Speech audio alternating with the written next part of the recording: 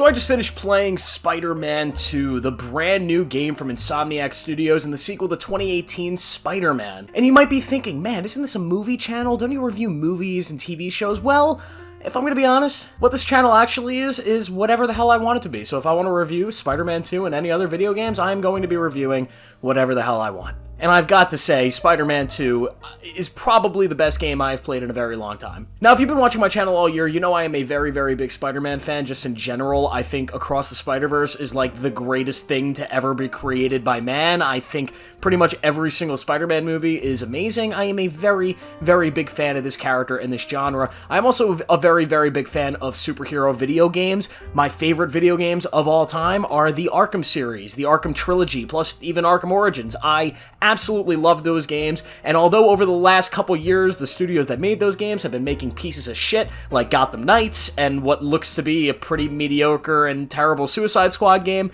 I really have wanted to have that void that has been left in my heart of the absence of Arkham games. I wanted that void filled, and luckily Insomniac Games has been here to fill it with both the last Spider-Man game and now what we have here, which is Spider-Man 2. So Spider-Man 2 takes everything that happened in Spider-Man 1, the open world, the swinging, the storytelling, the traversal, the fast and fluid and fun combat system, the gadgets, the suits, everything that game did well, and it pretty much just kind of expands it and explodes it and makes it bigger. And that's what this game is. It's essentially just another storyline set in a world that is a lot bigger with more options, a better combat system in a way, even though it's very similar, it's essentially the same combat system, but a better approach to what I would call like the gadget system and the web shooter system, and a brand new take on the traversal system that, oh my god, like if you think web slinging is great, the web wings in this game, holy shit. First off, let me talk about the story. So everybody knows, just based off the trailers, that this game is set in a world where you have Peter Parker and Miles Morales, and they are taking on Kraven the Hunter and eventually what is Venom. Two of the most iconic Spider-Man villains, and I gotta say, they're both done exceptionally well here, especially Venom.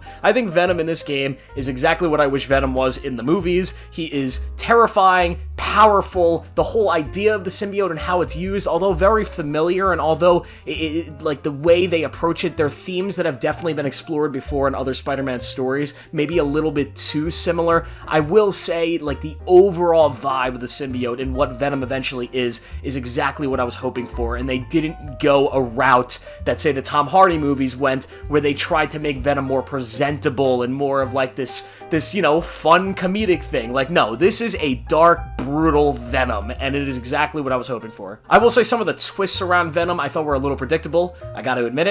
There was, if you've seen the trailers and you're wondering, who's Venom, where is Venom going, you know, all that stuff, your first idea is probably the one that actually is true. I wish it was a little less predictable. I wish that they had, like, kind of subverted expectations, but, you know, altogether, it's still really good. It just sort of felt like an Arkham Knight when the Arkham Knight takes off his mask, and it's like, oh my god, it's Jason Todd? Like you didn't realize that from the first scenes of the game, that Arkham Knight was going to be Jason Todd. I also want to talk about Kraven the Hunter, because Kraven is one of the best villains ever. He has not been done in live action yet. He's about to be done in live action, and the movie looks shit. It just looks terrible, but god, he's done really, really well here. He's got a really interesting storyline that I kind of wish they went into a little bit more. I wish they gave his character a little bit more depth, at least in like the cutscenes and the scenes that he's in, but man, the boss fights with him are great.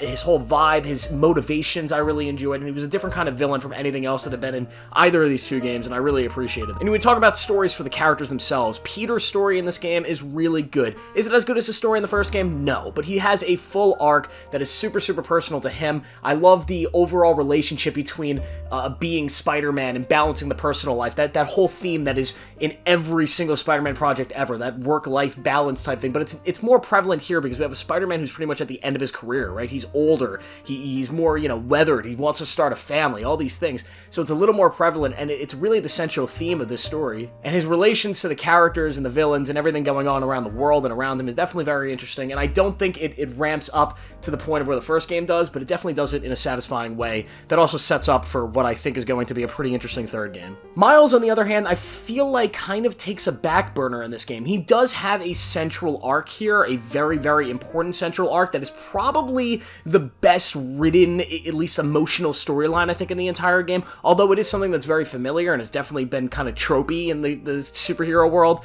but it's definitely an interesting story and definitely the one that pulls the most amount of emotion. But when it comes to the overall plot, when it comes to the villains and the central plot to the city and everything, Miles is more of just like the extra hands here. And obviously his relationship with Peter and his relationship as Spider-Man and how he balances it with the world is definitely still very center point of this whole thing, but just his relation to the characters that him and Peter are dealing with, he felt like an outsider kind of looking in. Whereas I think that Miles and his family and his friends, I think are, from the Miles Morales game, are very interesting and like very, you know, full of depth and a lot of emotional stuff there. And obviously with the movie being amazing, the Spider-Verse movies, like I kind of just wanted to see him more of a, you know, not, I don't want to say the centerpiece, but more of a 50-50 split, whereas it's kind of like 70-30. Then you have Mary Jane, who's back, and they also brought back her missions for some reason. They still kind of hurt the pacing of the game. I will say they made her missions a lot more fun in this one because they're essentially just third-person shooter missions that kind of feel like Insomniac's other game, the Ratchet & Clank series,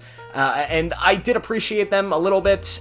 They were more fun than in the first game, but still, I hope they don't do this again in the third one. And like I said earlier in the video, the web slinging in this game is 10 times better. It is faster, it is fluid, there are more upgrades to make it more fun, and then you have the web suits that make it you're Superman. This is a Superman game in a way, and God, why don't we have a Superman game? But you could literally fly around New York and the extended Queens and now Brooklyn boroughs that they've opened up and just fly at massive speeds, and it's super satisfying. It's so amazing. The side missions in this game I also think are 10 times better than the side missions in the first game. The first game, most of the side missions just kind of felt like collectibles and repeatable missions, and you're just doing the same thing over and over and over and over, and sometimes there's a satisfying conclusion and sometimes there's not. And yeah, a lot of those side missions still creep their way into this game. There are a lot of repeatable, you know, side texts that kind of get really, really repetitive, and some of them have, you know, satisfying endings, some of them not so much.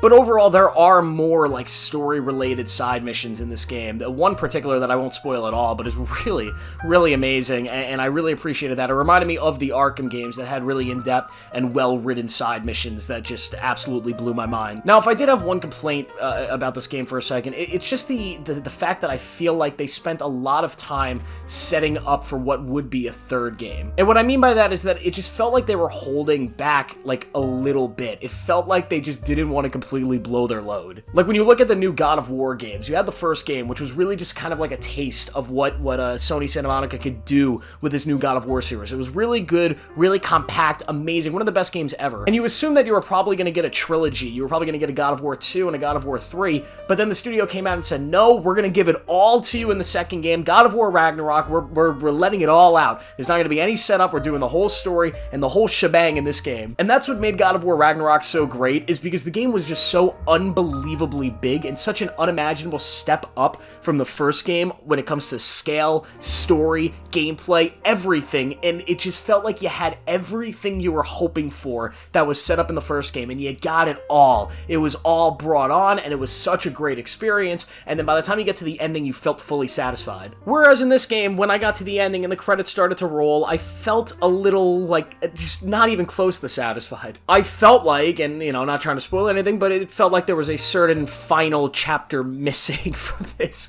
And obviously they're setting it up for a trilogy, but that little angsty feeling of, like, kind of like when you're watching an MCU movie and it ends and you get the crappy after credit scene, you get that crappy feeling of, oh, I gotta wait 4 or 5 years before I get to see the rest of the story play out. And a part of me just wishes that they didn't worry about a third game at all in the making of this. And I wish that they, even if it had taken longer to develop, I wish they had just sort of blown it all out, just thrown it all into one gigantic mega game like they did with God of War Ragnarok, and I feel like that would have made this maybe one of the greatest games ever made. But because the story does feel, I don't want to say short, but it feels like the basics, and it kind of goes through a lot of the stuff you're expecting it to go through, and then it ends where you feel like you're just starting to get somewhere emotionally. I just feel like there was way too much time taken to set up what will be an eventual Spider-Man 3, and maybe even another Miles Morales spin-off game. And like I just said before, like, it feels very MCU type stuff, where you just can't get one singular satisfying story. You have to set up the large cinematic universe. And I know Insomniac's making a Wolverine game, they got a bunch of stuff going on, but it's just like, God, I don't want to wait 5 years for this. But that would be my one minor gripe, because the package that they have released is amazing. The missions are great, the set pieces are great, the swinging is great, the characters are great, the suits are great, the symbiote stuff is amazing. I mean, this is a fantastic game. If you love the first game, you're going to love this. If you love the Arkham games, you're going to love this. If you love superhero games, you're going to absolutely love this. And if you just like video games, you're probably going to have a great time with this game. If you own an Xbox and not a PlayStation 5, I don't know what to tell you. I'm sorry. I apologize. You made a very bad decision. But overall, I will give Spider-Man 2 a 4.5 out of 5. I think it's one of the better games I've played in the last few years. So that's the video. How do you guys like the video game reviews? I don't play a lot, but I do play some. Do you guys want to see more, video game coverage? Maybe, maybe not. Make sure to like this video and subscribe for more. Make sure to turn on notifications to see everything when I post it. I'll see you guys in the next one.